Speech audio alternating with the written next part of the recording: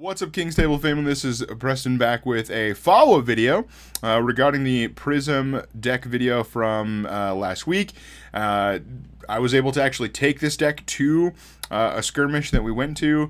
Right now, we're still driving a couple hours away to be able to do, events beyond just armories. But we were able to travel. It was a really beautiful drive, just a nice little road trip to go play in a skirmish. And I did take the Prism deck from last week. I've made some changes since I actually made that video.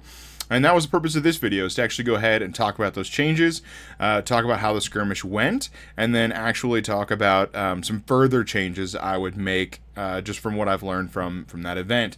So we did play, I'll go ahead and pull a Fabrary here. We did play 5 rounds of Swiss before the top 8 cut. I was able to make top 8. I did unfortunately lose in the first round of that, but I was able to top 8 with this deck. I went 3-2 in the initial Swiss rounds. I was able to, if I remember correctly, the order, I was able to beat a Kasai, an Ira, and a Dorinthia, and then I lost to a very aggressive dash build and a sort of fatigue style Ira deck. Now, in each of the wins, a lot of the cards felt really good. I was a little surprised with my win against Dorinthia. I made a very big mistake of actually sideboarding out the Celestial Reprimands. For whatever reason in my head, I thought, Dorinthia, I don't need these cards, and I took them out. Turns out this Dorinthia player was running Nourishing Emptiness, they're running Command and Conquer, and so that felt really silly. I was able to still sort of squeak by and pull out that win. But I was a little worried there for a second that I had made a really silly mistake. So overall, the deck for the most part felt very good. Even with the dash player, I didn't feel, sure, at the end of the day I still lost that match, but I didn't feel like I had no agency or I had nothing to do because, the deck just wasn't functioning so much that, the dash player was absolutely demolishing me. He is a very fantastic Flesh and Blood player. He has put a lot of time and reps into dash, and he had a couple of really solid opening hands to present just a ton of damage. So it was a really good game. It was a really fun game, and it's important to still realize those games when they happen, even if you do happen to lose. So that's kind of how the day went. That was the dash loss. The Ira loss, that was a tough one to sort of deal with. The way that the Ira deck was built, there were a ton of defense reactions. There were there were Sink Belows, Fate Foreseen, Oasis Respite, which, yes, I understand some of those are instants, but I'd Flick Flack, if I remember correctly, and so it was really hard to get any of the heralds to hit, to actually start doing some of the things where even if I wanted a chance at surviving and getting some of the angels awakened to get that ward 4, it was still a very difficult thing to try and accomplish. So that's how that went. And what we'll do here real quick, what I'll kind of go over is some changes that I made, or I'll present the deck as is that I took to the event, and sort of how I think that the cards overall performed, and then I'll go ahead and sort of talk about some considerations I'm making for the future. We still have a few weeks left in the skirmish season, so I hope that if you have not had a chance to perform or to play in a skirmish, that if this was a deck you've considered, if you enjoyed the first video that I did on this, I hope that these changes are helpful. So let's go ahead and talk about the equipment that I settled on. Obviously, Prism Advent of Thrones, we're running the old Minaris. That is a no-brainer with this deck because we're just going Herald, Herald, Herald. That's the whole point, is just to lay down constant damage and make sure that you're commanding cards out of your opponent's hands to try and block that. And then I ran both the Halo and the Diadem of Dream State. I didn't actually play the Halo of Illumination at all the whole time. I really wanted to put the Diadem to test, not just on Talishar, not just with local testing partners. I wanted to actually play an event with it to sort of see what I thought. And I will say it is at the time of this recording, you can pick up a Diadem for like $10 to $12. I think it might be worth a little bit more than that, and especially in the Blitz format. And again, this is in the context of the Blitz format with a very aggressive deck.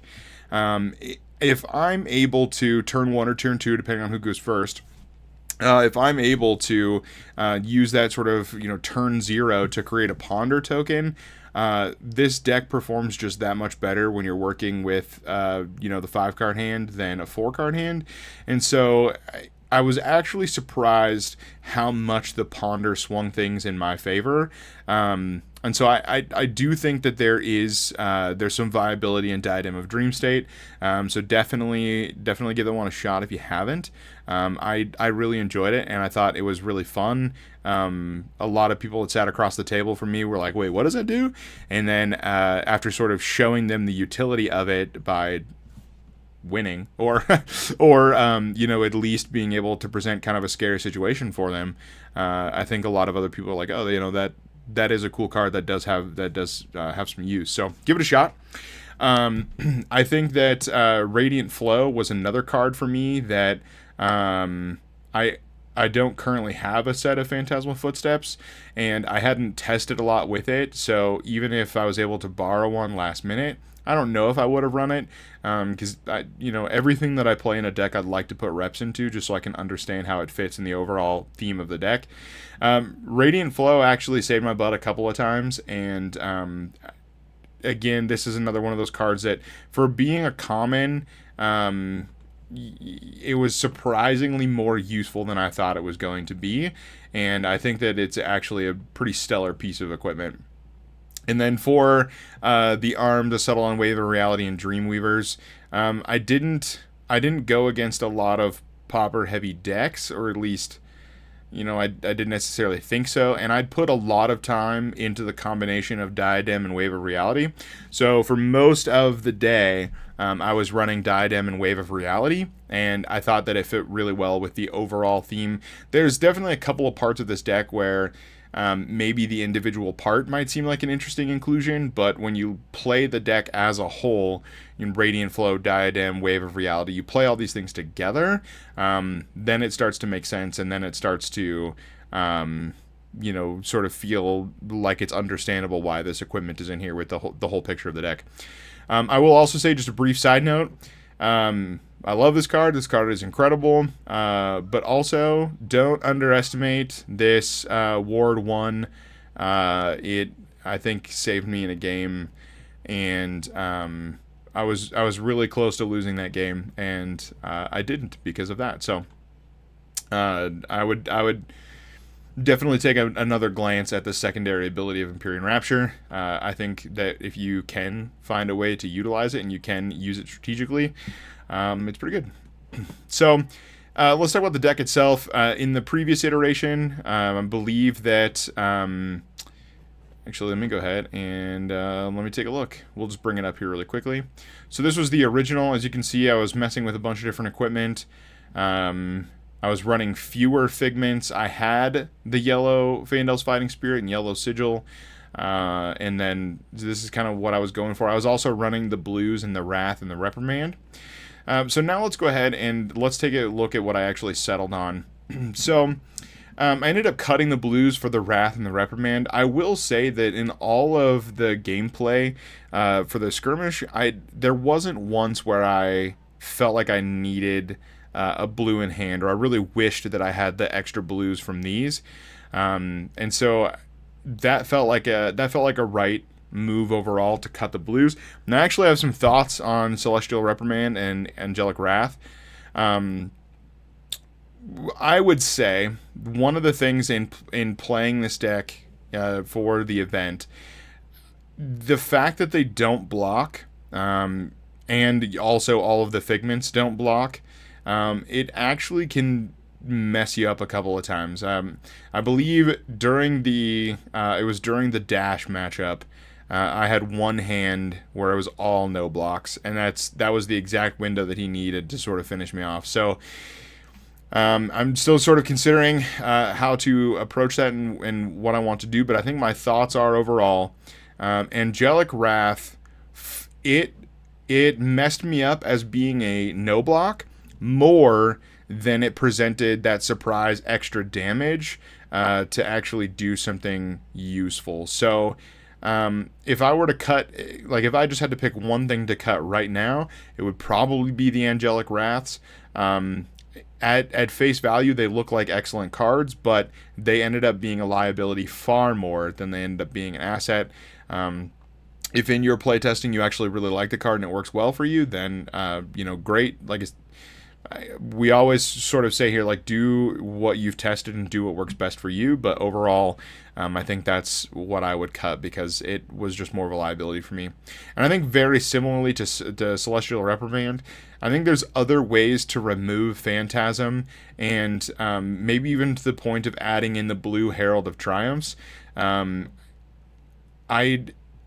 There was definitely a number of times where Celestial Reprimand actually did work and did work very well for me. So even if I could only pick between one of these two instances, Angelic Wrath or Celestial Reprimand, I think I would keep the Reprimands, but I'm still on the fence about them because of the no block. Now, I think overall my Herald selection stayed pretty straightforward.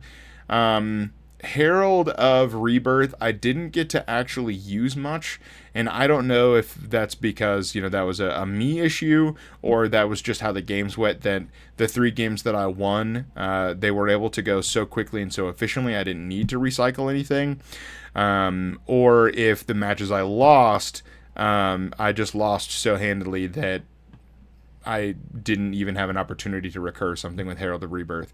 So I'm on the fence about those, but Herald of Protection, Ravages, Triumph, and Wartune Herald, those were all excellent cards for me. I don't think I would change any of them.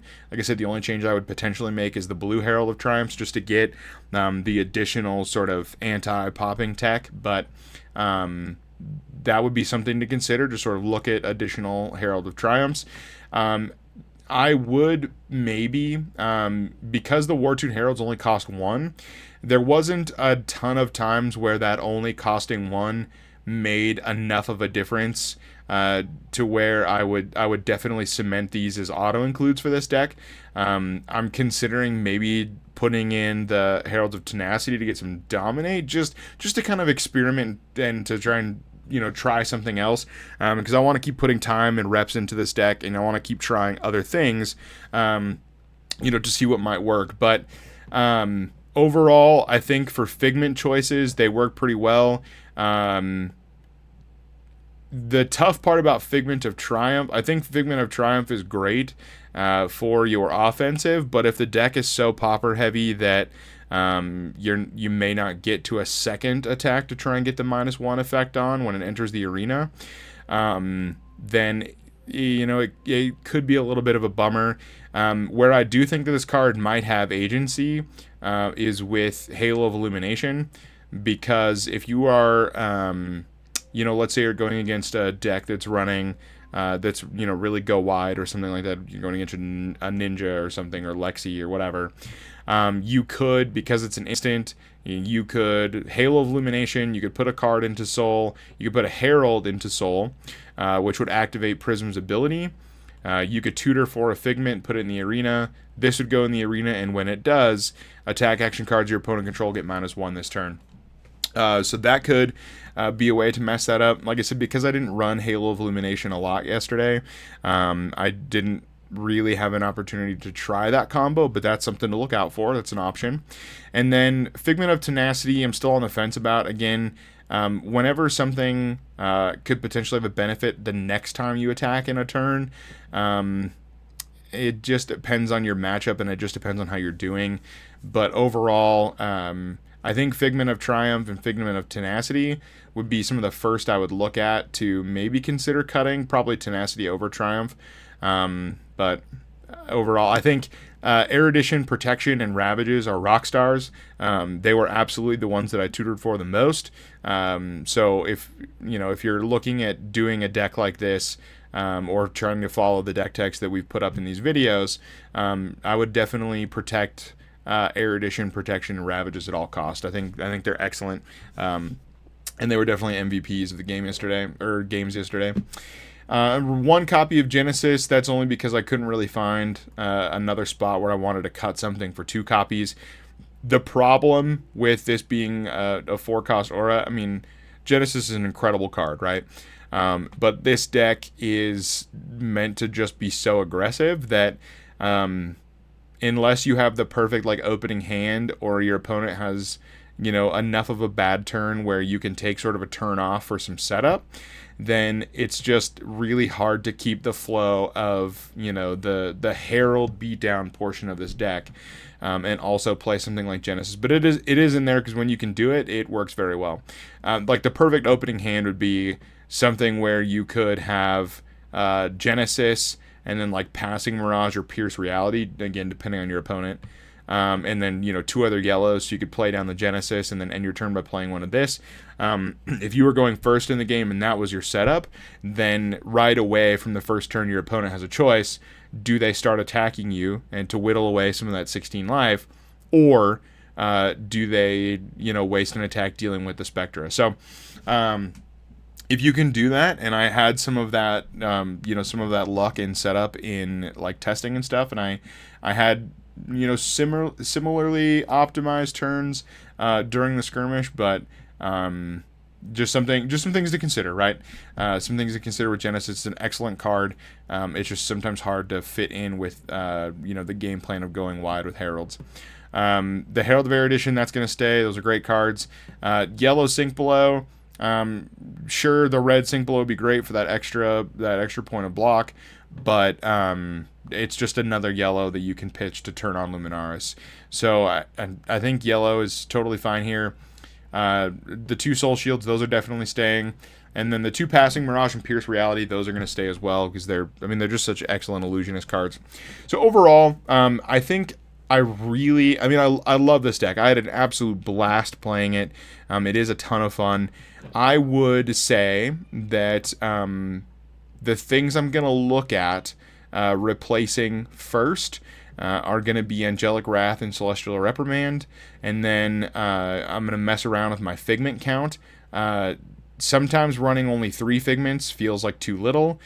Sometimes even a fourth felt too little. And so running 6 felt fine. I don't know that I would ever run all 8. So I think 5 or 6 is a really solid number for Blitz. And then, like I said, the Herald of Rebirth, because in most matches, I just didn't need to recur anything with the Herald of Rebirth. So I would consider things like yellow Fandle's Fighting Spirit. I think that I might look at maybe some other defensive options. Something like what's the Fate for Scene? That's what I'm thinking of. I would maybe consider something like yellow Fate for Scene. I'm going to potentially mess around with running Soul Food, so that if you got Soul Food, and that's the one that lets you put all cards into your hero's soul. Soul Food could potentially in games where you need to be more defensive, like my Dash or Ira matchup, for example.